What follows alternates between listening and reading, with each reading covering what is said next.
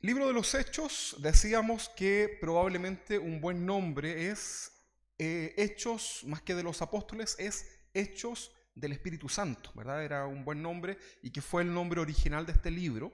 Este libro se inicia en sus primeros capítulos con la promesa del Espíritu Santo. ¿Se recuerdan al Señor ascendiendo, ¿verdad? Luego de la resurrección que celebrábamos hace algunos días atrás en memoria del Señor. Bueno, en ese episodio, cuando el Señor resucita y luego asciende a los cielos, hay una manifestación, ¿verdad?, a sus discípulos. Era necesario que los discípulos fueran testigos de este acto redentor y milagroso. Y en la ascensión Él les da la promesa también, ¿verdad?, de que vendría el Espíritu Santo sobre ellos. Ya lo venía anunciando también, el profeta Joel también lo anunciaba, que sería derramado el Espíritu Santo sobre toda persona que invoque el santo nombre del Señor, ¿verdad? Luego vemos que producto del impas de Judas, ¿verdad? De este pecado de haber negado al Señor, de haberlo traicionado, era necesario escoger un nuevo discípulo. Aprendimos acerca de eso y vemos cómo esta iglesia está expectante porque el Señor le dijo: quédense quietos, ¿verdad? Ahora estén juntos, unánimes, esperando la promesa del Señor. Y así estaban estos primeros discípulos, ¿verdad? Unánimes, así como ustedes, juntitos, ¿verdad? Esperando, ¿verdad? Y llegó el día, llegó el gran día, en el día de Pentecostés, que era una fiesta propia de los judíos. Ese día entonces todos fueron visitados por el Espíritu Santo, y en evidencia de esta manifestación sucede un milagro en donde ellos hablaron en nuevos idiomas, ¿verdad? Nuevas lenguas. Y los judíos piadosos que estaban en esa conmemoración religiosa de Pentecostés, de esta fiesta judía, escucharon, ¿verdad? Eso que fue como un estruendo, incluso dice ahí, ¿verdad? ¿Cómo? ¿Verdad? ¿Cómo? Todos son símil. Y ellos, de curiosos, ¿verdad?, fueron a ver qué estaba sucediendo y vieron lo que ahí sucedía y escucharon hablar a estos hombres, ¿verdad?, a estos que estaban en el aposento alto, los escucharon hablar en sus propios idiomas, ¿verdad? Ahí hace toda la mención de las ciudades que estaban presentes en ese momento, y comenzaron a hablar, ¿qué cosas? Las maravillas del Señor. Hablaron en lenguas, pero decían las maravillas del Señor. Me imagino yo, por ejemplo: bueno es Dios, para siempre su misericordia, las promesas del Señor, ¿verdad? Comenzaban a citar la palabra del Señor, las maravillas, ¿verdad?, de Dios. Y eso causó obviamente un poco de confusión para algunos. Otros estaban asombrados. Recuerde que no siempre todos van a reaccionar igual, ¿verdad? Y no hay que juzgar tampoco por aquello. Lo importante es que luego de esta manifestación sobrenatural, este milagro, ¿verdad?, que sucede acá, vemos nosotros que Pedro, inmediatamente como apóstol, ¿verdad?, al parecer ya algo estaba sucediendo en su corazón, estaba siendo confrontado en distintas áreas de su vida, y aprovecha esta oportunidad. ¿Para qué? Para testificar, para predicar, ¿verdad? Y aquí vemos el primer discurso, ¿verdad? La primera predicación, la primera exhortación del apóstol Pedro. ¿A quiénes? A los judíos, ¿verdad?, curiosos, que habían llegado ese día a mirar esto que estaba sucediendo de hablar en nuevas lenguas, ¿verdad?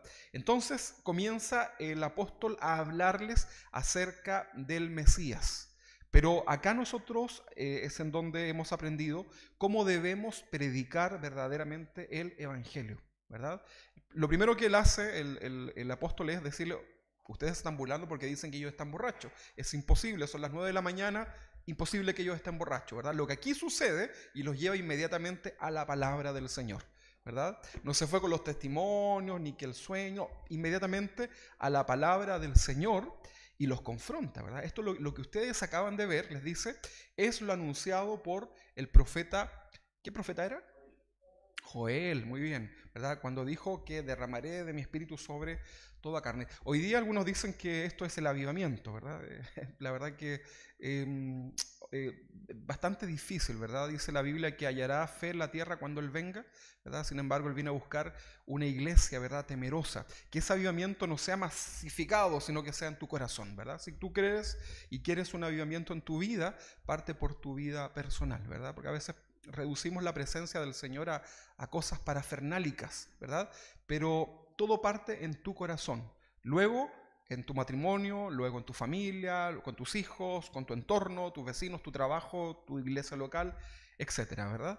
Pero acá nosotros vemos que cuando el Señor dice que derramará su espíritu sobre toda carne, sobre toda persona, no está diciendo que no está hablando de que la gente iba a salir a la calle y iba a decir, oh, ¿qué me está sucediendo? Algo se está apoderando de mí. No, está hablando de la posibilidad de que cualquiera que invoque el santo nombre del Señor pueda recibir para sí el Espíritu de Dios, ¿verdad? Eso era. Entonces vemos que este discurso de Pedro los lleva a la palabra, comienza a exhortarlos y los lleva a la confrontación de sus pecados. Le comienza a decir que el Mesías, que ellos, el Jesús que ellos habían crucificado, era el Hijo de Dios, ¿verdad? Y los confronta. Bueno, producto de eso se convirtieron más de 3.000 personas, 3.000 judíos. Por lo tanto, la primera predicación es para los judíos. Hasta ahora, hasta este contexto, el Evangelio, la buena noticia de salvación, es solamente para los judíos. Pero no es que sea en el sentimiento, sino que el contexto se dio que era para aquellos que estaban ahí en Jerusalén. ¿Ok? Entonces, luego el libro de los Hechos nos habla cómo era la vida de los primeros cristianos, lo vimos también nosotros, y sucede el primer milagro ya oficial.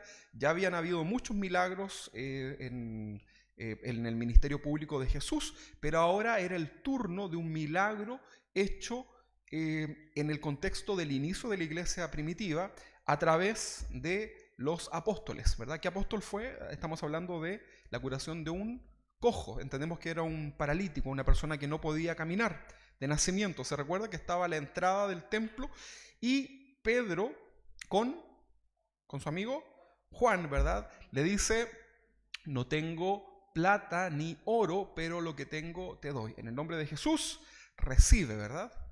¿Y qué pasó? Se paró, ¿verdad? Recibió, las piernas dice que se le afirmaron, ¿verdad? Músculos, tendones, todo ahí, ¿verdad? Se reafirmó y ese hombre no paraba de dar gracias a Dios, saltaba, ¿verdad? Y estuvo con los apóstoles ahí mostrando, ¿verdad? Yo me imagino, traté de ver alguna ambientación, algunas películas que hay por ahí, ¿verdad? Para tratar de imaginarme un poco esta escena y yo creo que ese hombre no había expresión ni salto, por muy alto que fuera, que expresara la alegría que él tenía. Imagínense, él nunca había podido caminar y ahora sí lo estaba haciendo. Lo que por años anhelaba, ¿verdad? Ahí en el suelo, ¿verdad? Probablemente en una condición deplorable porque estaba destinado a pedir, ¿verdad? El que era paralítico no podía hacer absolutamente nada. No había teletrabajo, hermano. No había posibilidad de... O sea, el que tenía esa enfermedad no se podía desarrollar ningún oficio como los de ahora. Estaba destinado a la perdición, ¿verdad? Estaba destinado a lo peor. En esa forma, este cojo representa también en nuestra vida. Estábamos destinados a lo peor. Lo logra entender, ¿no? Espiritualmente. Pero el Señor nos dice algún día, ¿verdad? No tengo... Bueno, el Señor lo tiene todo, ¿verdad? Pero en cierta forma nos enfoca en lo material, pero nos da lo más importante que es la salvación. Y nos levanta, ¿verdad? Nos levanta para seguir adelante. Entonces, esta es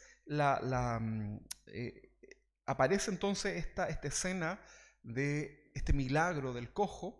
Y adivine qué es lo que Pedro aprovecha de hacer en medio de toda esta revuelta, porque todo el mundo quería saber cómo fue que el cojo, conocido, probablemente tenía sobrenombres, era conocido ahí por su condición, cómo es que este hombre ahora caminaba. Era tendencia, ¿verdad? En todas los rincones de ese lugar, ¿verdad?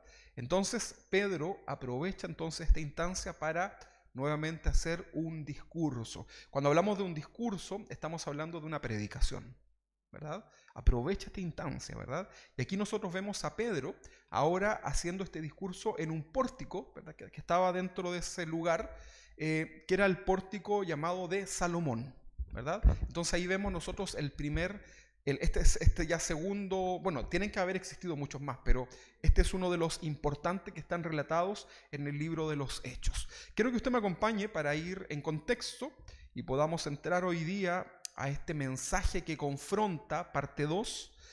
Vámonos a Hechos capítulo 3, 1 en adelante, vamos a leerlo. Dice: Pedro y Juan subían juntos al templo a la hora novena, esto es las 3 de la tarde, que era la hora de la oración, y era traído un hombre cojo de nacimiento a quien ponían cada día a la puerta del templo que se llama La Hermosa, para que pidiese limosna de los que entraban en el templo. Cuando vio a Pedro y a Juan que iban a entrar en el templo, les rogaba que le diesen limosna. Pero Pedro, con Juan fijando en él los ojos, le dicen: míranos. Entonces él les estuvo atento, esperando recibir de ellos algo, pero recuerde que era algo material. Mas Pedro le dijo: no tengo plata ni oro, pero lo que tengo te doy. En el nombre de Jesucristo de Nazaret, importante esto, levántate y anda. Y tomándole por la mano derecha, le levantó. Esto es fe, ¿no? ¿Habrá optado alguna vez por alguien y de pronto como que trata de hacerlo medio ambiguo el tema? Pero acá está la fe puesta en acción. Entonces, al momento se le afirmaron los pies y tobillos, y saltando se puso en pie y anduvo. Esto habla de un milagro inmediato, ¿verdad? Y entró con ellos en el templo andando y saltando y alabando a Dios, y todo el pueblo le vio andar y alabar a Dios. Y le reconocían que era el que se sentaba a pedir limosnas a la puerta del templo, La Hermosa, y se llenaron de asombro y espanto por lo que le había sucedido. Ok, ahí está entonces el relato, ¿verdad? Hoy vamos a seguir entonces con este discurso de Pedro, que es un discurso que confronta. Sigamos con el versículo 11, dice: y teniendo asidos a Pedro y a Juan, está hablando del cojo, y teniendo asidos a Pedro y a Juan, el cojo que había sido sanado, todo el pueblo atónito concurrió a ellos al pórtico que se llamaba de Salomón. Ese era el lugar. Viendo esto, Pedro respondió al pueblo: varones israelitas, porque eran judíos los que estaban en el templo, ¿verdad? Le dice: ¿por qué os maravilláis de esto? Los confronta. Nuevamente el agua fiesta, ¿verdad? La fiesta que estaba sucediendo ahí, pareciera que Pedro quiere bajarle el perfil, pero en realidad lo que Pedro quiere hacer es cuidar el corazón de esos hombres para que no se queden solamente en el milagro, sino que vayan a lo que realmente les podía salvar. Entonces les dice: ¿por qué os maravilláis de esto? ¿O por qué ponéis los ojos en nosotros como si por nuestro poder o piedad pudiésemos echar a andar a este? Mire qué importante esta actitud que la vimos la semana anterior, ¿verdad? No la anterior, sino que la anterior. Porque acá no hay espacio para la gloria de ellos, ¿se fija? Y a veces en las iglesias el que hace el milagro es más grande que el milagro mismo, ¿verdad? Entonces a veces Dios los puede usar, sin duda, ¿verdad? Ahí están. Pero pareciera que más quiero que me miren, ¿verdad? Y atentos acá, todo silencio, por favor, miren acá lo que vamos a hacer. Y empiezan sus cosas, así como su show, ¿verdad? Entonces acá el apóstol, fíjense, con una palabra simple, espontánea, les dice: no tengo plata ni oro, porque era lo que esperaba, pero lo que tengo te doy. En el nombre de Jesús, listo. Y recibe el milagro. Y los confronta nuevamente y les dice: pero ¿por qué se maravillan? Ya vimos por qué hace esta pregunta, pero luego le dice: dejen de preocuparse no miren que esto lo hicimos, si nosotros no tenemos ningún poder. Ellos lo reconocían, ¿verdad? Ahora, pregunta para ti: ¿tú tienes el poder? Una pregunta incómoda, ¿verdad? Sí, tenemos el poder de Dios, la autoridad del Señor, pero cualquier cosa que hagamos por otros, ¿verdad? Lo hacemos en el nombre del Señor. ¿Y quién es el que lo hace? Y el aplauso es para Jesús, ¿verdad? Entonces hay que entender esto, ¿verdad? Hoy día las redes sociales han hecho un flaco favor a estas cosas, ¿verdad?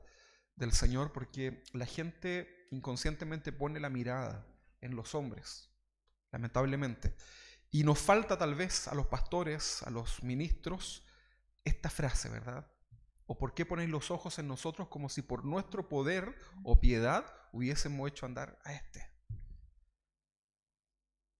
Entonces, dice el versículo 13, el Dios de Abraham, de Isaac y de Jacob, el Dios de nuestros padres, ha glorificado a su Hijo Jesús. Mire qué importante ahora. Comienzan a exaltar nuevamente, igual que el primer discurso de Pedro, cuando se convierte en los 3000, ahora nuevamente comienzan a exaltar al Hijo, a Jesús, ¿verdad? Nuestros cultos tienen que ser cristocéntricos, ¿verdad? Todo debe girar en torno a Jesús, ¿verdad? Tú puedes venir a la iglesia porque a lo mejor acá puedes encontrarte con las personas que amas, tus hermanos en la fe, ¿verdad? Vas creando una amistad y súper bien por eso. Pero tu razón por la cual tú vienes acá es por el Señor, ¿verdad? No es por el pastor, no es por tus hermanos, sino que es por el Señor. Lo hacemos para Él, ¿verdad? Yo preparo esta predicación primero para el Señor, ¿verdad? Y ahí el Señor como decía mi abuelito, me raspa los cachos, ¿verdad? No sé por qué me decía eso, pero ahí el Señor me da duro, fuerte, primeramente a mí, ¿verdad? Y lo hacemos todo para el Señor, ¿verdad?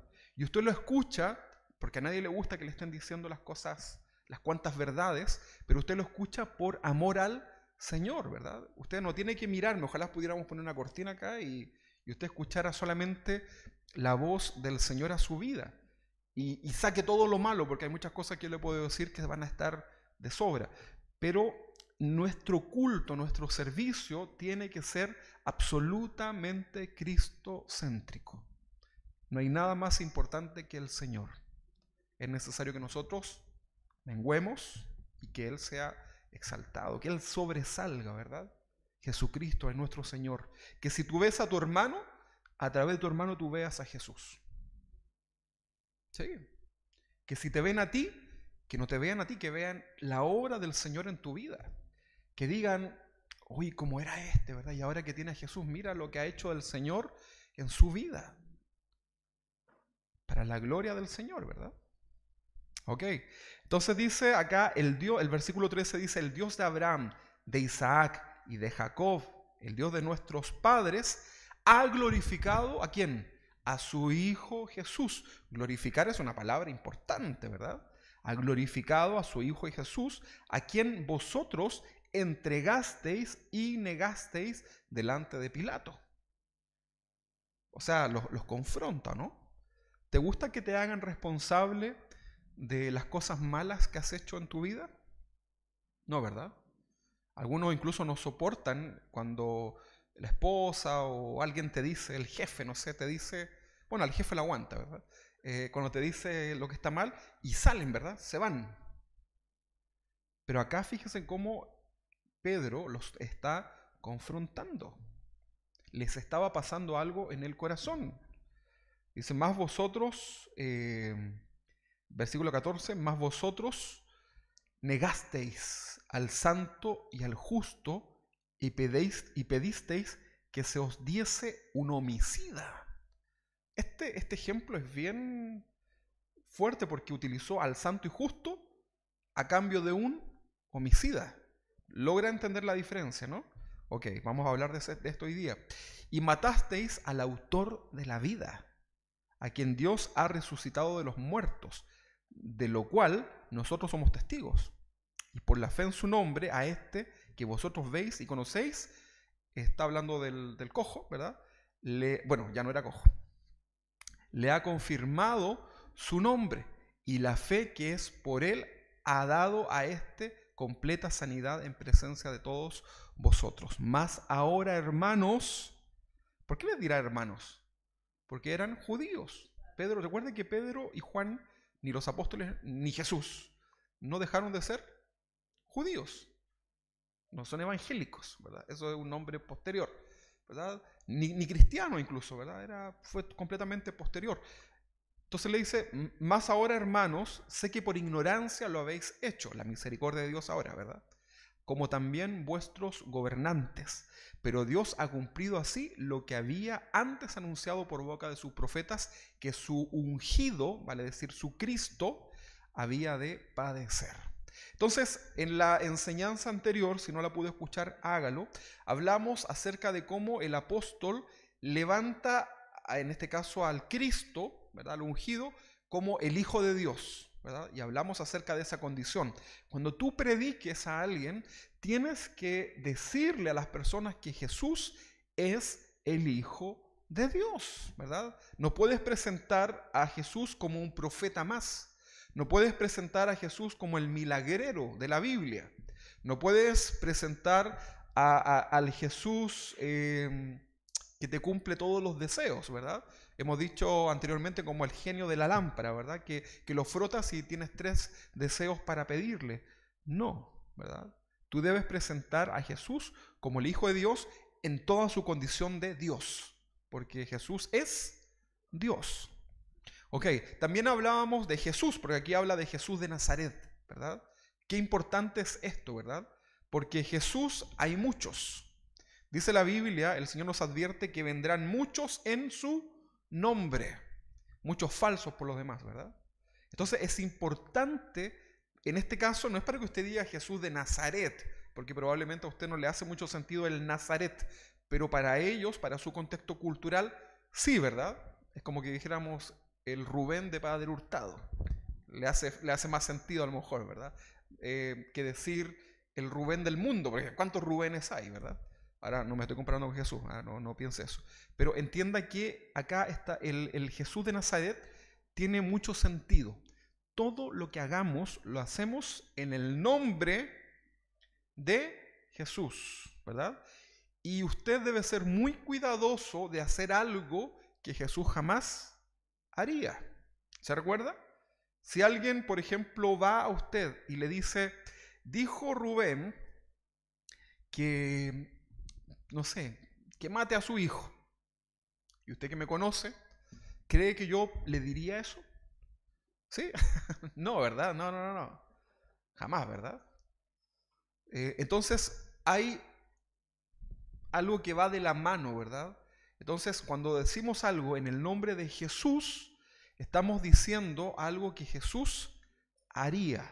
Por eso tú siempre pregunta, cuando tengas que enfrentarte a alguna situación, ¿qué haría Jesús en mi lugar? ¿Qué haría Jesús en esta situación, verdad?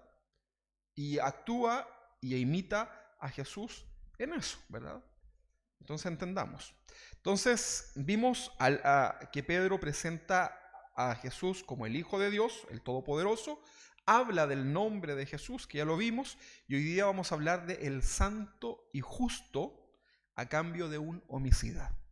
Esto como de Semana Santa, ¿no? Pero créanme que es algo que no se le tiene que olvidar, porque pareciera que solamente en la Semana Santa nos acordamos que Jesús murió en la cruz. Y ya como que al segundo domingo te recuerdas más de los chocolatitos que te comiste que de realmente lo que es la conmemoración de la muerte y resurrección del Señor, ¿verdad?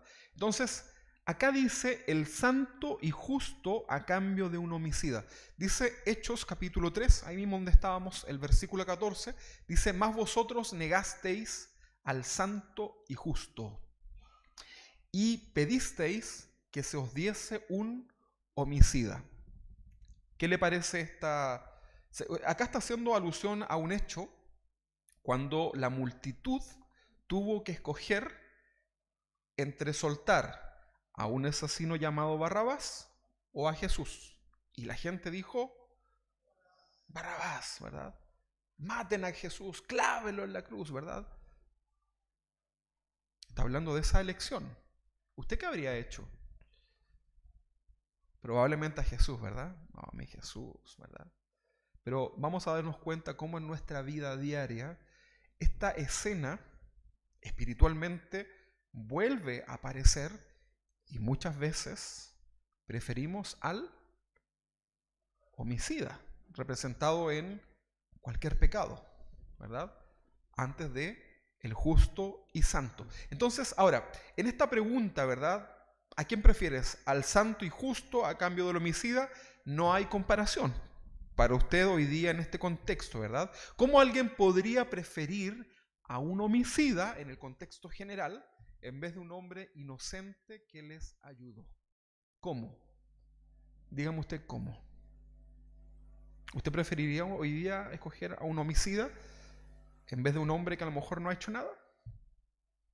Es una pregunta, ¿verdad? Es increíble, pero así fue el caso de Jesús, ¿verdad? Ahí vemos nosotros también el engaño de Satanás sobre el corazón de esa gente. Algo que hoy día sigue sucediendo. ¿Sabe cómo se llama eso? El espíritu anticristo.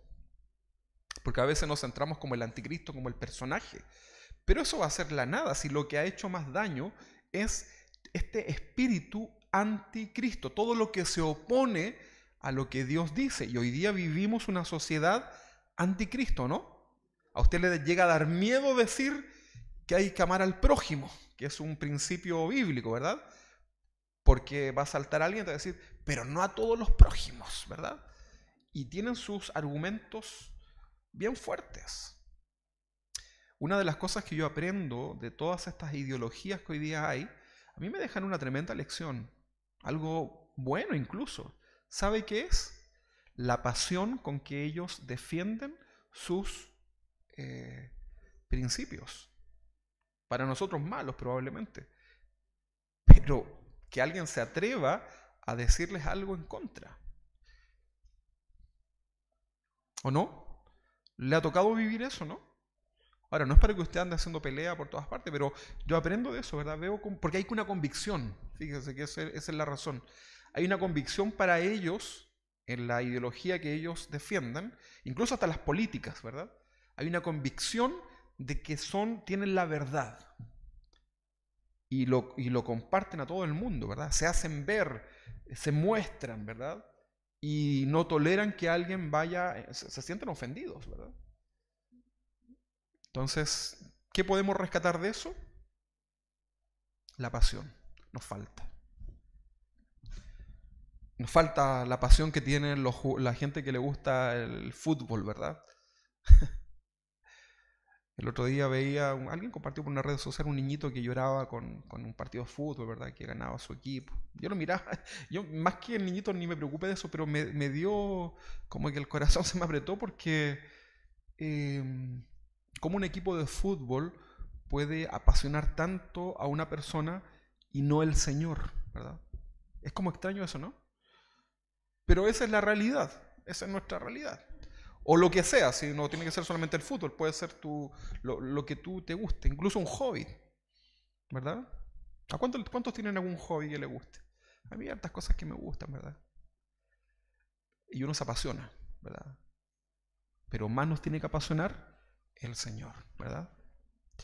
Por eso le digo a los músicos de las iglesias siempre, si te gusta más la música que el Señor, guarda tu instrumento en la iglesia, ¿verdad? Y sigue leyendo la Biblia hasta que sea el Señor lo que tú más ames y tu instrumento sea simplemente una forma nada más, ¿verdad? Bien, entonces hoy la gente sigue actuando igual en relación a estas decisiones, como el caso de escoger un homicida. Cuando veo la televisión en donde se muestra a la gente en favor de cosas que realmente no benefician a nadie, pero quieren eso, ¿verdad? Uno se queda pensando. ¿Le ha pasado alguna vez? Que usted dice, pero ¿por qué la gente está escogiendo esto? No estoy hablando de gente cristiana, estoy hablando del común de las personas.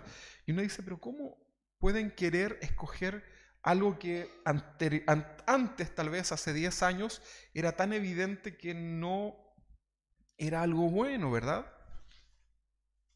Es increíble, ¿verdad? Entonces ahora nos corresponde hablar de este Jesús santo y justo, ¿verdad? Que es presentado en este discurso del apóstol Pedro. La palabra santo significa, usted ya lo sabe, ¿no? Apartado, ¿verdad? Separado, ¿verdad? Completamente apartado. Imagínense así un montoncito de algo, ¿sí?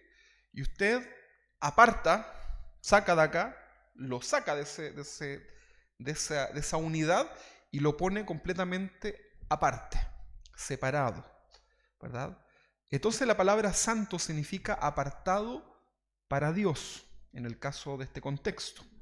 Pregunta para ustedes, ¿usted es santo o santa? No, bueno, santo, entendámoslo así, ¿no? ¿Es usted una persona santa o santo? Nos da miedo decir eso, ¿no? ¿Por qué? Porque tenemos el concepto de santo como el que no hace nada, ¿verdad? Ahora, la pregunta para ustedes, ¿usted peca? Sí, ¿verdad? La pregunta segunda es, ¿usted practica el pecado? Ya no me la responda. Pero que probablemente algunos pecados por ahí sí los practica, ¿verdad? O le pone empeño por lo menos, ¿verdad? O mejor dicho, no quiere soltar. ¿Sí? Le he hecho esta pregunta, pero se las hago de nuevo para que sea consciente. ¿Le gusta el pecado a su carne? A la carne. A la carne sí le gusta el pecado, ¿verdad? Yo nunca he visto un curadito. Bueno, se arrepienten después, ¿verdad? Pero cuando están ahí dicen un manjar, ¿verdad? Y es un pecado, ¿no? Claro que sí, que destruye la vida de muchas personas, pero Dios también puede restaurar. Ahora, el pecado a tu carne es algo que es agradable, pero en tu espíritu está la lucha, ¿verdad? Entonces, ¿qué vamos a hacer, verdad? Y ahí está la decisión, ahí está el dominio propio, ¿verdad?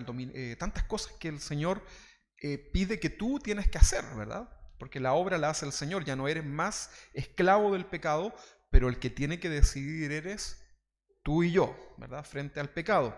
Entonces, somos santos por medio de Jesús. Él nos apartó, Él paga el precio, es su sangre la que nos limpia, nos justifica, ¿verdad? Pero somos apartados para el Señor. Pero recuerde que no somos apartados para seguir haciendo el mal, ¿verdad? Porque si no transformamos la gracia del Señor, que es este favor inmerecido de haber sido apartados para Él, la transformamos en un libertinaje. Y yo creo que eso ninguno de nosotros quiere, ¿no? ¿Cuántos hoy día en esta mañana estamos lamentando en nuestro corazón no hacer toda la voluntad del Señor? Probablemente todos nosotros, ¿verdad? Probablemente todos, porque ninguno lo veo así medio transparente con un cuerpo glorificado todavía, ¿verdad? Pero un día llegaremos a esa meta, hermanos, ¿verdad? Y esta lucha con este pecado que a veces nos tira para abajo, ¿verdad? Nos asedia, ¿verdad? Las asechanzas de Satanás, cómo caemos muchas veces. Va a llegar un día en que vamos a tener esa victoria, ¿verdad? Y ya no vamos a luchar más con esto. Pero mientras tanto, manténgase firme, permanezca, ¿verdad? Y se ha caído, límpiese en el nombre del Señor, ¿verdad? Y crucifique la carne. Va a llegar un momento que el crucificado muere, ¿verdad? Y esa carne queda inmóvil, pero hay que decidir crucificarla, ¿verdad? Entonces, crucificados estamos también con el Señor, ¿verdad? Dios puede hacer también una obra en tu vida, así que hay buenas noticias para cada uno de nosotros, ¿verdad? Eso es lo importante y lo bonito de seguir a Cristo. Entonces, la palabra santo significa apartados, apartado para Dios, en el caso de Jesús, completamente apartado, ¿verdad? Dedicado completamente para Él. Jesús fue apartado completamente para Dios. ¿Para qué? ¿Cuál era el propósito del Señor en esta tierra? ¿Cuál era el propósito? Hacer la voluntad de Dios. Yo sé que usted estaba pensando venir a redimirnos, ¿verdad? Morir por nosotros, pero en realidad era hacer la voluntad de Dios, ¿verdad? Recordemos que fue la voluntad del Padre que el Hijo viniera en rescate de lo que se había perdido, ¿no? ¿Quiénes son esos? Nosotros, ¿verdad? Fue la voluntad del Padre. El Padre dijo, yo quiero esto. Yo quiero. Antes que usted naciera, el Padre ya tenía un plan perfecto. Si esto no es que se le echó a perder el plan perfecto original. El Señor tenía un plan, ¿verdad? Para su vida. Entonces, ahí vemos la palabra santo y la otra palabra es el santo y el justo, ¿verdad? La palabra justo conlleva ser inocente de cualquier delito. ¿Es usted un justo? ¿Sí o no? Bueno, sí, pero no, ¿verdad? Sí, pero no. Bueno, yo sé lo que usted quiere decir, ¿verdad? Bueno, somos justificados por medio de Jesús, ¿verdad? Cuando el Señor venga a buscarlo, la Biblia dice que no hay justo ni uno, ¿verdad? Ni uno de nosotros, ¿verdad? Pero por medio de Jesús somos justificados, ¿verdad? Nuevamente, la gloria es para el Señor, ¿verdad? Por eso usted tiene que amar al Señor con todo su corazón. Porque usted sabe en el corazón que usted no merece nada, ¿verdad? Y usted se conoce. Usted se conoce, ¿no? Yo me conozco, ¿verdad? Yo sé cómo soy. Entonces, el discurso del apóstol Pablo, cuando decía este conflicto de las cosas que él tenía que hacer y no hacía, ¿se recuerdan? Esto que tengo que hacer no hago, ¿verdad? Y las cosas, y bueno, ahí usted lea porque yo me confundo con el texto, ¿verdad? Pero la idea es esa, ¿no? Como dijo el profeta. La cosa es que el apóstol tenía este conflicto por no hacer lo que debía hacer. Agradar a Dios en muchas áreas de su vida. Y también esta lucha en el pecado. Pero luego él dice, miserable de mí, ¿verdad? Se considera un miserable, una basura, incluso, ¿verdad? Una rata o maloliente, como usted quiera, ¿verdad? La palabra que usted quiera, miserable, dice ahí, ¿verdad? Pero luego dice, recapacita y su mente, el Espíritu Santo trae a su corazón a Jesús, ¿verdad? Y él dice, gracias doy por Jesucristo. Qué tremendo, ¿no? Gracias por Jesucristo, ¿verdad? Ahí sigue vigente la esperanza hoy día.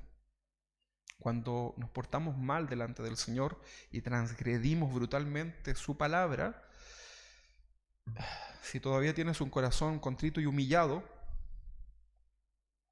gracias por Jesucristo, ¿verdad? Para poder experimentar el corazón contrito y humillado es porque tienes que haber pecado. Pero entiende esto, no estoy diciendo que peques, ¿verdad? Porque por ahí alguien dijo, entonces pequemos más para que experimentemos más la gracia. No, no, no, no. Compréndelo bien, ¿verdad? No transformes esto en un libertinaje. ¿Lo está entendiendo, no? ¿Qué haremos? Agradar a Dios. Entonces dice acá, la palabra santo significa apartado para Dios, ¿verdad? Y Jesús fue apartado completamente para Dios, para hacer su voluntad, ¿verdad? Y la voluntad fue del Padre. La palabra justo decíamos que conlleva ser inocente de cualquier delito. ¿Usted delante del Señor es justo o no es justo? Somos justificados, ¿verdad? Por medio de Jesús. A veces me dicen, la salvación se pierde o no se pierde, ¿verdad? Y ahí podríamos estar discutiendo hasta como la mitad del milenio probablemente, ¿verdad? Por conclusiones que uno lleva. Pero, mire, mejor viva como si la perdiera, ¿verdad? Crea usted que está seguro completamente en el Señor, pero viva como si la perdiera, ¿verdad? Viva por temeroso, me refiero a eso, ¿verdad? No con miedo, ¿verdad? Y despreocúpese de si la pierde o no la pierde, si no sé qué, no sé cuánto, ¿verdad? Viva agradando a Dios, ¿verdad? Y listo, y avance, porque si no se va a quedar detenido y detenido y detenido, ¿verdad? Y después armamos el ministerio evangelístico de la salvación, ¿se pierde o no se pierde? ¿Verdad? Y hay iglesias que giran en torno solamente a una enseñanza y no avanzan, ¿verdad? Y ahí están, ¿verdad? Métale sacando puros demonios, o métale puro milagro, o pura escatología. Tiene que ser un equilibrio, ¿verdad? La vida cristiana. Entonces, tenemos que entender esto. La multitud escoge ¿a quién? A Barrabás. Su nombre significa hijo de padre. Eso significa Barrabás, ¿verdad? Versus Jesús, que significa hijo del Padre. Y la multitud prefiere ¿a quién?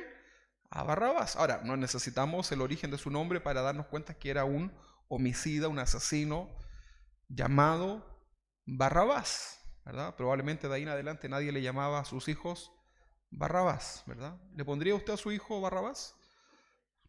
No, ¿verdad? Ni Nerón, ¿verdad? Hay muchos perros que le ponen Nerón, ¿verdad? Y los perros son a veces tan dulces, ¿verdad? Y les ponen esos nombres.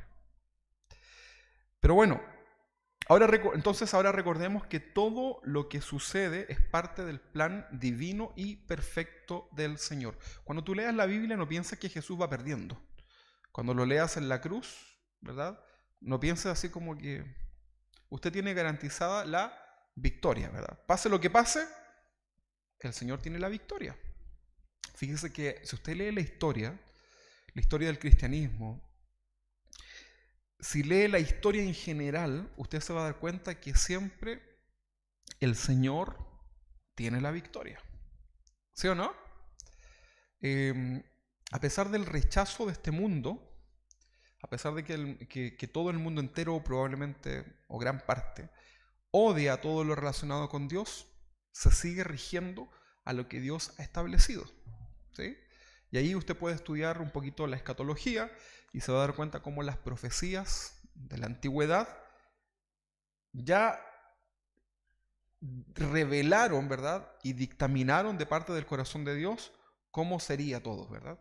Y ahí están los babilónicos, los medos persas, los griegos, ¿verdad? Los romanos. Todo completamente alineado a lo que Dios dice. O sea, pataleen, hagan lo que sea, todo se rige a lo que el Señor ha dicho, ¿verdad? Todo lo que nosotros estamos viendo hoy día en esta hecatombe, las pandemias, las crisis económicas, la unificación de economías, ¿verdad? Toda esta cosa que usted ve, ya el Señor lo había revelado, ¿verdad? Y usted en cierta forma tiene todo un panorama de lo que va a suceder, ¿verdad? Pero que ahí muestra entonces la soberanía de Dios, ¿verdad? Y el cielo y la tierra pasará, pero la palabra del Señor nunca pasará. Entonces, siempre digo que una persona que no cree en Dios es una persona que no ha leído con profundidad y con un corazón hasta intelectual, ¿eh? Puede ser, ¿eh? La Biblia.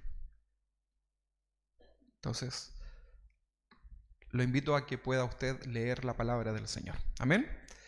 Bien, entonces, a la hora que Jesús no muere en la cruz, no se cumplen las profecías, ni tampoco alcanzamos salvación por medio de esta reconciliación que tenemos con el Padre. O sea, sin muerte de Jesús, sin resurrección, no tiene nada sentido, ¿verdad? En otras palabras, estaríamos completamente perdidos y sin esperanza.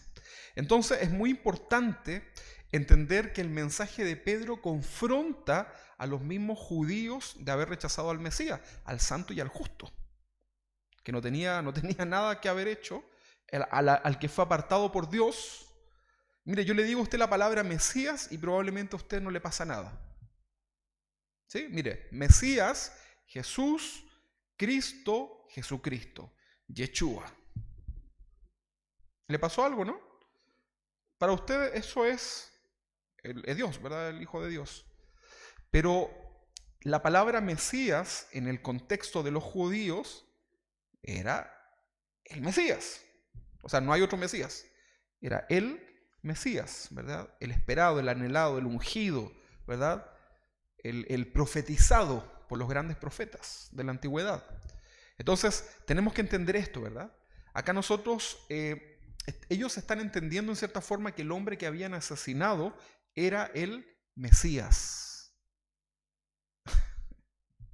Mataron la única esperanza que tenían.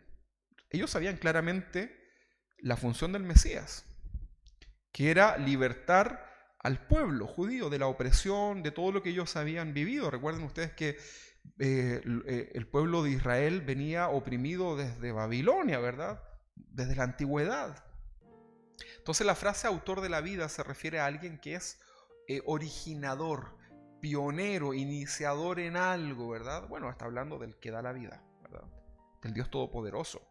En la carta a los hebreos se usa la frase el autor de salvación, también se usa esa palabra, ¿verdad? El autor de la vida, el autor de la salvación, ¿verdad?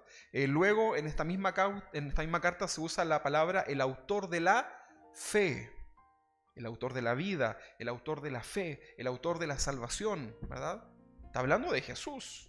Le está dando todos estos títulos para que esa gente entendiera a quién estaban rechazando, ¿verdad? Acá el apóstol lo usa para recibir a Jesús como el autor, el originador de la vida, el autor de la vida. Entonces, para ti, como les decía, o para mí, no nos asombre tanto o nos estremezca este nombre asociado a Jesús, ¿verdad? Porque entendemos que Él es Dios, no sabemos. Pero esta gente pensaba que Jesús no era Dios. Pero aquí se estaban dando cuenta que sí era Dios. ¿Qué les estaba testificando que Jesús era Dios? ¿Qué creen ustedes? El milagro. Recuerden que habían visto un milagro, ¿verdad? Por eso los milagros muchas veces se dan para que la gente crea. Pero no piensas tú que por experimentar un milagro ya están listos. No, no, no, no. Hay gente que se va a ir al infierno con milagro y todo. Y es muy triste. Pero ese milagro testifica, ¿verdad?, la grandeza del Señor.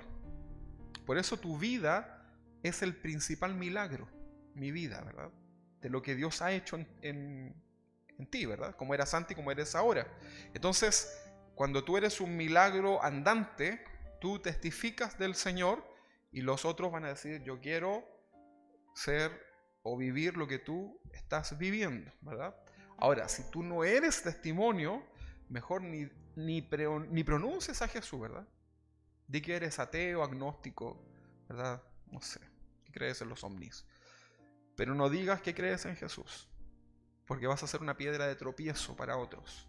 ¿Sí o no? Mejor calladito, ¿verdad? ¿Y usted es cristiano?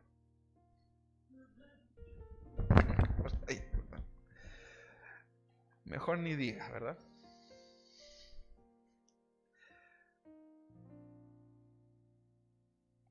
Sin embargo, entonces, en el contexto en el cual se está dando o citando estos títulos, se trata de una tremenda revelación. Jesucristo, el Mesías prometido, ¿verdad? Veremos entonces en el Nuevo Testamento muchas descripciones de Jesús como el manantial, de la fuente de vida, ¿verdad? Son palabras que estaban asociadas al contexto cultural, religioso de los judíos y que tenía mucho sentido.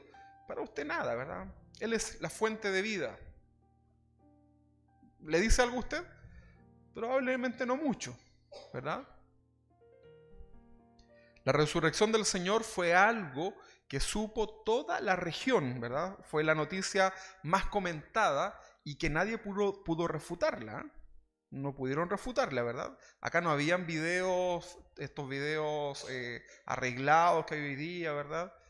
Y que muchos cristianos creen, ¿verdad? Y que a mí me da pena porque hay gente que sabe manejar efectos especiales, ¿verdad? Y ponen las trompetas del apocalipsis y ponen así como sonido, lo editan, ¿verdad? Con software. Y ahí están todos los evangélicos, ¿verdad? Citando cosas y la gente se ríe, ¿verdad? Porque todos saben que no es así, ¿verdad? Bueno, pero acá vemos que la gente sabía del milagro que había sucedido y no lo podían negar, ¿verdad? La gente sabía de la noticia, ¿verdad? Fue lo más comentado, la tumba estaba vacía, el cuerpo nunca fue encontrado, ¿verdad? No hay ningún resquicio que diga hasta el día de hoy acerca de eso, ¿verdad? La piedra fue movida a pesar de su peso y había guardia en el lugar. O sea, habían testigos de fe de aquello, ¿verdad? De hecho, los guardias fueron probablemente los principales evangelizados, porque ellos fueron testigos. A ellos no les contaron, ¿verdad? Si Jesús no resucita, la iglesia naciente no tiene sentido, ¿verdad? Y tú y yo, entonces, estamos perdiendo el tiempo. Mejor vaya a la feria, ¿verdad? Vaya al supermercado, vea una película, ¿verdad? Quédese durmiendo hasta tarde. No tendría sentido, pero Jesús resucitó, ¿ok? Para que no se quede con eso. Que el pastor dijo, mira, aquí está la grabación. Ay. La condición de los judíos entonces que estaban escuchando este potente mensaje era una condición vergonzosa. Estaban teniendo vergüenza de ellos, ¿verdad? Probablemente estaban tratando de buscar a algún culpable. Si tú me dijiste que yo levantara la mano para elegir al Barrabás, ¿qué me venía? Si yo siempre quise de Jesús, yo era de Jesús, ¿verdad? Y así estaba, ¿verdad? Entonces, estaban en una situación vergonzosa. ¿Sabe por qué? Porque había un contexto más que observar acá. Ellos estaban, ¿dónde? ¿En qué lugar específicamente? En el templo. Y aquí iban al templo a comprar las papas. Iban a la adoración de Dios, ¿verdad? Y se estaban dando cuenta en ese momento que al que iban a adorar, resulta que lo habían asesinado, ¿verdad? Bueno, sabemos que Jesús se entregó, ¿verdad? Pero estaban en una condición vergonzosa, ¿verdad? Y el Señor por medio de Pedro le estaba diciendo, prefirieron al asesino Barrabás. Entonces, el corazón lo tenían apretado, ¿no? ¿O ustedes creen que estaban así como, ah, ya, sí, ah, ya, qué bonita historia, sí? Estaban ahí en una condición complicada. Dirían hoy día, trágame tierra, ¿verdad? ¿Ha estado en una situación donde usted no quiere estar ahí? Ellos estaban así, ¿verdad? Entonces, independiente de su culpa, este homicidio no tenía efecto alguno en Jesús, ¿eh? Por si acaso. No piensa usted que con esto Jesús se le aguó la fiesta. No, no, no. Por el contrario, el plan de salvación se cumplió en el Señor, ¿verdad? Consumado es, dice el Señor. Todo fue hecho. O sea, está diciendo, ustedes piensan que me asesinaron en la cruz y piensan que el plan se quedó truncado. No, no, no. Consumado es. Todo está hecho. Perfecto, ¿verdad? Entonces, recuerde esto, cuando Dios tiene un plan en tu vida, ¿tendrá un plan Dios en tu vida o no? Claro que sí. Nada ni nadie se puede interponer en ese plan que Dios tiene en tu vida, ¿verdad? El plan de Dios es perfecto. Que lo pasamos mal a veces por nuestra desobediencia. Amén, mi Jesús, ¿verdad? Sí, Señor, ¿verdad? Lo merecemos ahí, ¿verdad? Pero el plan del Señor es perfecto en tu vida. Y yo me ha tocado ir a sepultar a varias personas, ¿verdad? No a sepultar de yo pero hacerle como el servicio. Y uno recuerda la vida de la persona, ¿verdad? Y uno dice, uy, el plan de Dios es perfecto, porque alcanzaron salvación, a pesar de muchas circunstancias en la vida, ¿verdad? Y uno dice, uy, Señor, tu plan es perfecto. Y lo que más me asombra es que nunca es igual, ¿verdad? No es como que se va repitiendo. Por eso su testimonio es para usted, porque Dios tiene tantas buenas ideas que no necesita copiar la suya, ¿verdad? Así que su testimonio es para usted, ¿verdad? Testifique del Señor, sin duda que sí. Entonces recuerde esto, que el plan de Dios para su vida es perfecto, nada ni nadie se puede interponer, debes aprender a discernir espiritualmente y lo que tienes que hacer es darte prisa ¿en qué? En cumplir tu parte, porque hay una parte que te corresponde, ¿verdad? Entonces ahí tú aplicado, ¿verdad? Hechos 3:15. El versículo que viene dice, y matasteis al autor de la vida, a quien Dios ha resucitado de los muertos, de lo cual nosotros somos testigos, y por la fe en su nombre. Pedro entonces sigue reforzando que todo es por medio de Jesús, nada de gloria y de reconocimiento para ellos. Yo pienso que a Pedro les molestaba cuando alguien trataba de así como hacerle algo. Le traje un queque, ¿verdad? ¿Qué, verdad? Yo creo que no le gustaba, ¿verdad? Porque la gente se confunde, ¿verdad? Yo veía ahora al pastor Chuy, ¿verdad? Ahí en Argentina. Y la gente tiene esta tendencia por la gratitud, ¿verdad? Y ahí estaba la fila, ¿verdad? Yo decía, uy, la fila. Y miraba al pastor, ¿verdad? La fila. Le decía, dobla para allá la fila.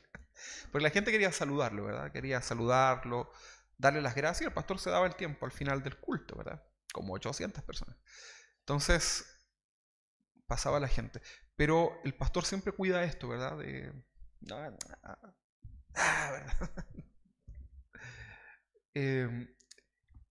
Y yo pienso que los apóstoles tenían justamente esta actitud, ¿verdad?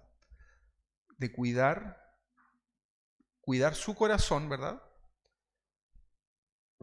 Y del Señor. Porque yo creo que se sentían importantes de cierto modo de haber ellos estado, disculpa, somos nosotros de los 12 de Jesús, ¿verdad? Él me llamó, ¿verdad? Me escogió. Pero el Señor trató con ellos, ¿verdad? Duramente. Así que humildad en tu corazón, hermanos, humildad. Entonces, acá nosotros vemos en este pasaje, ¿verdad? Cómo se testifica del Señor, ¿verdad? Cómo la gloria es una y otra vez hacia el Señor, ¿verdad? El ex cojo estaba ahí para la gloria del Señor, ¿verdad? Los apóstoles estaban ahí dirigiendo la gloria al Señor, ¿verdad?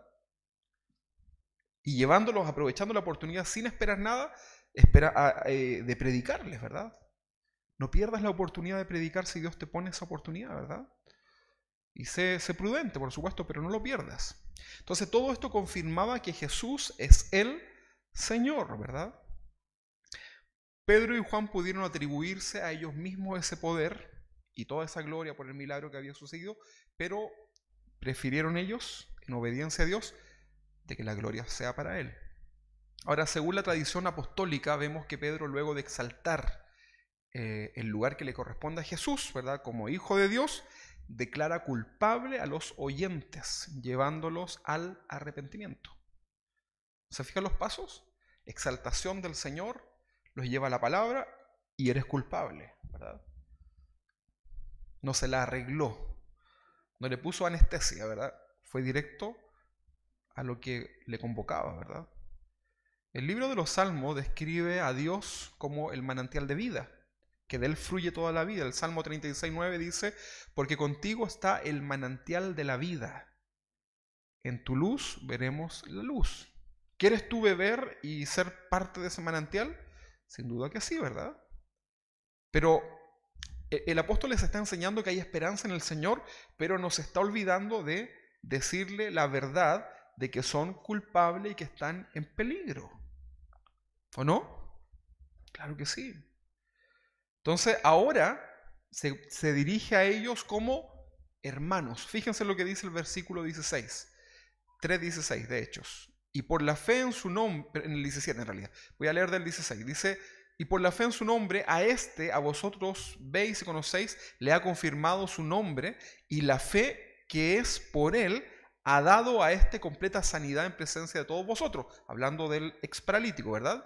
Más ahora, dice el versículo 17, más ahora, hermanos, esto es importante, porque se pone como apóstol en la misma condición de ellos, en el mismo lugar, con la misma esperanza, la manifestación también del amor de Jesús en su propia vida. Entonces el predicador, y usted cuando evangelice, aquí tiene que tener cuidado con esto porque es muy común. A lo mejor ha estado de acuerdo con todos estos puntos, pero el predicador, el evangelista, ¿verdad? Y no estamos hablando del pastor y del evangelista que anda por todas partes. Todos nosotros predicamos y todos nosotros evangelizamos, ¿verdad? Pero hay que tener cuidado con esto, porque no podemos odiar a las almas.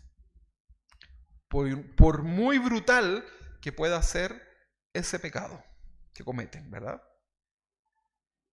Es difícil, es difícil. Porque los pecados delante de Dios son pecados iguales, ¿verdad? Si usted miente, está en la misma condición que mira, si usted odia, está en la misma condición que un homicida. De hecho, por eso el Señor habla antes de hablar de matar, les dice, el que tiene odio en el corazón, porque eso te va a llevar a matar a alguien, ¿verdad? O sea, vas para allá. Entonces, el adúltero también habla del que codicia a la mujer o al hombre de su prójimo en el corazón, ya es un adúltero, ¿verdad? Entonces, acá nosotros vemos que el apóstol no odia ni desprecia a las almas, a pesar de que le estaba dando duro, ¿verdad? Acá les dice, más ahora hermanos. Y eso es algo que debemos trabajar porque nos cuesta, ¿verdad? Pero ¿cómo? Si le conté la Biblia, ¿verdad? Tienes que amar a tus hermanos. Tienes que amar a tu prójimo. No tienes que odiar ni despreciar las almas. Pedro les ofrece la esperanza del perdón de sus pecados porque actuaron en ignorancia, dice ahí, ¿no? Jesús le dijo a las multitudes que lo acusaban y que lo agredían, Padre, le dice al Padre, le dice, Padre, perdónalos porque no saben lo que hacen, ¿verdad? Eso es ignorancia. El apóstol Pablo hace una reflexión acerca incluso de la ignorancia, indicando que si los gobernantes hubiesen sabido quién era Jesús, no lo habrían crucificado. ¿Sabía usted eso? Mire, acompáñenme en 1 Corintios, capítulo 2, versículo 8. El apóstol Pablo hace esta reflexión. Porque si hubiesen sabido, no lo hacen, ¿no? Dice 1 Corintios 2, 8, dice, la que ninguno de los príncipes de este siglo conoció. Se refiere a los gobernantes, ¿no? Porque si la hubieran conocido, la verdad, nunca habrían crucificado al Señor de gloria. Habría que ser muy bruto, ¿no? Ignorancia. ¿Cuántas cosas hiciste en contra del Señor por ignorancia? ¿Cuántas? Muchas, ¿verdad? Equivocaciones, ¿verdad? Cosas que hicimos, decisiones que mal tomamos por ignorancia. A lo mejor hoy día te avergüenzas, pero no, ¿verdad? Mejor agradécele al Señor de dónde te sacó. Entonces, a pesar de toda la crueldad, vemos nuevamente la misericordia del Señor sobre la vida del ser humano, ofreciéndoles nuevamente el perdón de sus pecados, porque estos habían tenido ya la oportunidad de creer en el Señor, ¿o no? Habían visto milagros, estaba el ministerio público del Señor. Recuerde el monte de las bienaventuranzas, o sea, el ministerio público del Señor era un hombre conocido. Habían tenido la esperanza, pero lo matan, ¿verdad? Muchos de los que recibieron milagros y fueron alimentados ahí por el mismo Señor, que gustaron del don celestial, como dice Hebreos más adelante, estos mismos crucificaron al Señor. Pero ahí nuevamente el Señor les está diciendo, por ignorancia, ¿verdad? Tengo paciencia, ¿verdad? Hay oportunidad.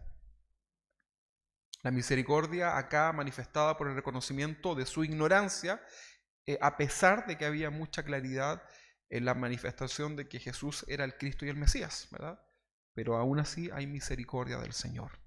Sigamos leyendo en Hechos 3:18. Entonces acá nos habla de el Cristo. ¿Qué es lo que es el Cristo? El ungido, ¿verdad? Dice Hechos 3:18, pero Dios ha cumplido así lo que había antes anunciado por boca de todos sus profetas, que su Cristo, mira lo que dice acá, no dice Jesucristo, dice que su Cristo había de padecer. Entonces, Pedro le deja en claro que a pesar de la maldad y del error en culpar a Jesús, ¿verdad? El plan de Dios es soberano, está por sobre todo, y no existe ningún estorbo por parte de ellos en que esto continuara, ¿verdad? Por más desgracia por más desgracia que Jesús experimentaba en sus últimos días de vida, ¿verdad? Más era glorificado. Cada golpe, cada azote lo exaltaba más, ¿verdad? Porque cada azote recibido era una adoración al Padre en no abrir su boca, ¿verdad? En no dejar eso hasta ahí nomás, ¿verdad? Entonces, cada vez que alguien lo humillaba, se cumplía la promesa de Dios sobre él. El plan perfecto de Dios. Es extraño esto, ¿verdad? Pero es que el reino de los cielos es así, ¿verdad? Las leyes terrenales no corren acá, ¿verdad? En el reino del Señor andan por arriba del agua, ¿verdad? Los cuerpos son levantados, los muertos resucitan, ¿verdad? La verdad que no hay una ley terrenal que pueda dirigir el reino de Dios, ¿verdad? Acá es la voluntad de Dios, ¿verdad?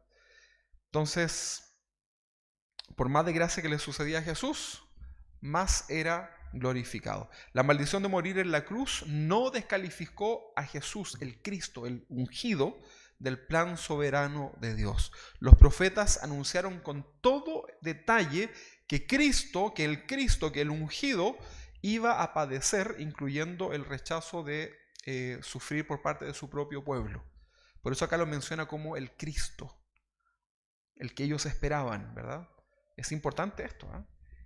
El Jesús, el Hijo de Dios, el Cristo, ¿verdad? Aquí Pedro se está asegurando de que les quede bien clarito el mensaje de a quien ellos habían rechazado, pero que había esperanza, ¿verdad? Producto de su ignorancia. Pedro entonces presenta a nuestro Señor Jesucristo, como les decía, como el Hijo de Dios, como Jesús, como el Santo de los Santos, como el autor de la vida, como el Cristo. Y esta es la primera parte de este hermoso sermón, solamente la primera parte, de este hermoso sermón, porque acá todavía no llegamos a la parte del resultado. En el anterior hubieron 3.000. Tenemos que llegar a la conclusión de lo que sucedió acá, ¿verdad? Y cómo Pedro nos enseña cómo es que debemos comprender y presentar el mensaje de salvación a las personas, ¿verdad? Exaltación de Jesús, el reconocimiento de toda la escritura, ¿verdad?, que llevan a que Jesús es el Hijo de Dios, nuestro pecado, ¿verdad?, que hemos rechazado su mensaje, nuestra maldad, ¿verdad?, de nuestro corazón. Muchas veces cuando le predicas a alguien, esa persona lo entiende y comienza a sentir mucha tristeza en su corazón por haberlo rechazado tantas veces, ¿verdad? Experimentan en cierta forma lo que estos hombres piadosos judíos estaban dándose cuenta al haber asesinado, entre comillas, al Hijo de Dios. Entonces aprendemos a través de esto la condición que todos tenemos delante de Dios, pecador y la posibilidad de ser redimidos, ¿verdad? Al tiro. Mala noticia, buena noticia, ¿verdad? Desastroso destino, oportunidad eterna de estar con el Señor. La esperanza que existe es por medio de Jesús. Amén. Amén. Vamos a ponernos de pie, ahí despacito. Vaya con cuidado, ¿verdad? Yo sé que cuesta levantarse a veces. Y vamos a darle gracias al Señor. Yo quiero que usted pueda meditar en esto, ¿verdad? Mira, piense usted ahí en su corazón que si ha conocido al Dios verdadero, dele gracias al Señor. Si este mensaje usted dice, gracias Señor porque lo entendí, bueno, siga siendo agradecido y no olvide esto, ¿verdad? Si usted hoy día a lo mejor dice, yo no lo entendía de esta forma, bueno, hoy día es el momento, ¿verdad?, de venir a los pies del Señor. Yo no lo voy a hacer ni pasar acá adelante ni nada. Simplemente quiero que usted ore delante del Señor y preséntese. Amén. Vamos a cerrar nuestros ojos. Vamos a entender que estamos delante del Señor. El Señor está ahí, ¿verdad?, en su trono de gloria, de alabanza. Hoy día muchas personas se reúnen alrededor del mundo para adorarlo, ¿verdad? Pero el Señor, en su poder, puede estar escuchando en este preciso momento las palabras de tu corazón. A lo mejor ni siquiera mueves tus labios, pero Dios está escuchando lo que hay dentro de tu corazón. Y dile, Señor, gracias por morir en la cruz. Gracias, Señor, por resucitar.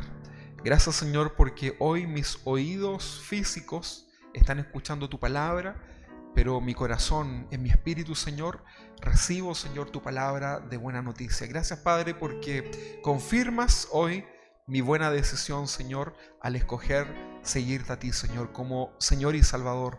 Padre, ayúdanos en esta mañana a que nunca se nos olvide el lugar que nos corresponde delante de ti.